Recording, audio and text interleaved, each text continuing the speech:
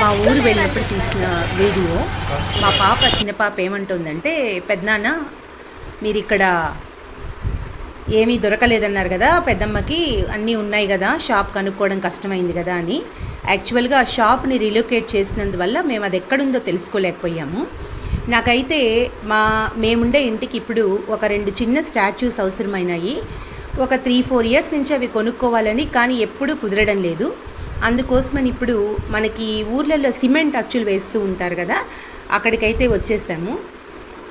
తులసి కోటలు, తర్వాత పూల కుండీలు, తర్వాత చిన్న చిన్న ఫ్లవర్స్, ఇట్లా నెక్స్ట్ కృష్ణుడు, రాముడు, అలాగే ఇంటి అలంకరణకు ముందు పెట్టుకునే గొల్లబామలు, ఇట్లా చాలావే ఉన్నాయి.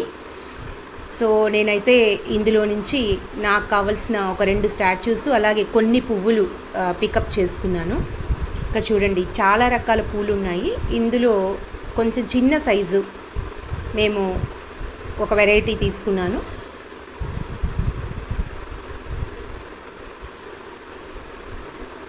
చాలా ఏళ్ల కల ఇవి కొనుక్కోవాలి అని నాకు చిన్న కోరికే, కానీ తీరడానికి చాలా టైం పట్టింది.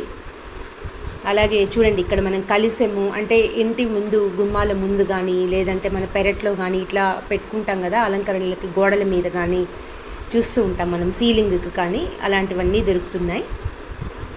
ఇంకైతే ఇది కృష్ణుడి బొమ్మ. నాకు ఇంట్లో ఉండే తులసి కోటకి మేముండే ఇంట్లో చాలా చిన్న ప్లేస్ ఉంటుంది కాబట్టి అక్కడ కృష్ణుని పెట్టుకోవాలి, పెద్ద కృష్ణుని అంటే కుదరదు. అందుకని ఇలా చిన్న అచ్చులు ఏమైనా ట్రై చేద్దామని ఇక్కడికి వచ్చాము. ఇదైతే నాకు చాలా బాగా నచ్చింది, కానీ ఇంత పెద్ద ప్లేస్ నాకు లేదు అక్కడ కృష్ణుని పెట్టుకోవడానికి. ఆ పక్కనే చూసారా గొల్లబామలు కూడా ఉన్నాయి.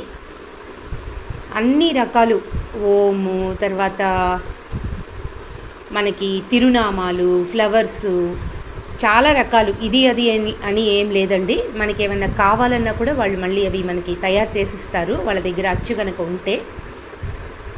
ఈ తిరునామాలు మాకైతే ముఖ్యంగా తిరునామాలు ఇళ్ళ ముందు ఖచ్చితంగా పెట్టుకుంటారు. బట్ ఇప్పుడు మేమైతే ఇవి ప్రిఫర్ చేయట్లేదు ప్రజెంటు మేమున్న ఇంటికి. అలాగే వెంకటేశ్వర స్వామి పక్కన చూసారా, ఫ్లవర్స్ వేరే అచ్చులు కూడా ఉన్నాయి, గొల్లబామలు.